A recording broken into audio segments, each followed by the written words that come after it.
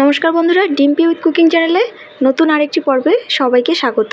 আজ আমি শেয়ার করছি চিকেন কষা, একেবারে ইউনিক একটা রেসিপি। তো ভিডিওটি প্রথম থেকে লাস্ট পর্যন্ত দেখতে থাকো। এখানে আমি চিকেন নিয়েছি, ভালোভাবে ধুয়ে নিয়েছি।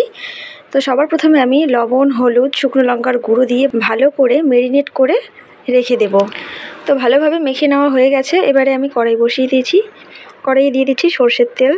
তেলটাকে ভালোভাবে গরম করে নিয়ে দিয়ে দিয়েছি কেটে রাখা আলু আর একটু সামান্য লবণ। তো আলুটা হালকা ভেজে নেওয়ার পর তুলে নেব। এবার আবারও ওই তেলে ম্যারিনেট করে রাখা মাংসগুলি ভেজে তুলে নেব।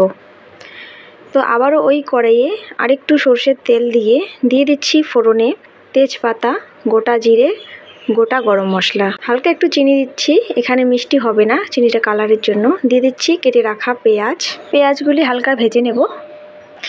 দিয়ে দিচ্ছি আদা বাটা, রসুন বাটা, জিরে গুঁড়ো, ধনে গুঁড়ো, শুকনো লঙ্কার গুঁড়ো, হলুদ গুঁড়ো, পরিমাণ মতো লবণ আর ফেটিয়ে নেওয়া টক দই। এবারে দিয়ে দিচ্ছি ভেজে রাখা আলু।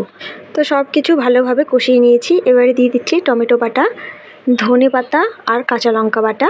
দিয়ে দিচ্ছি ভেজে রাখা চিকেন। তো চিকেনটা দেওয়ার পর এভাবে নাড়াচাড়া করব। আর একটু ভালোভাবে কষিয়ে নেওয়ার পর দিয়ে দিচ্ছি জল। তো জলটা যখন ফুটে উঠবে তখন দিয়ে দেব গরম মশলার গুঁড়ো আর একটু ঘি। এবারে নামিয়ে নেব। তো বন্ধুরা, একদিন হলেও এভাবে ট্রাই করো। আশা করছি প্রত্যেক দিন এইভাবেই বানিয়ে খেতে যাবে। তো আজকের ভিডিওটি এখানে শেষ করছি। ভালো লাগলে ছোট একটা লাইক, কমেন্ট আর বন্ধুদের সাথে অনেক অনেক শেয়ার করবে। চ্যানেলটি সাবস্ক্রাইব করে পাশে থাকবে। দেখা হচ্ছে নেক্সট এপিসোডে।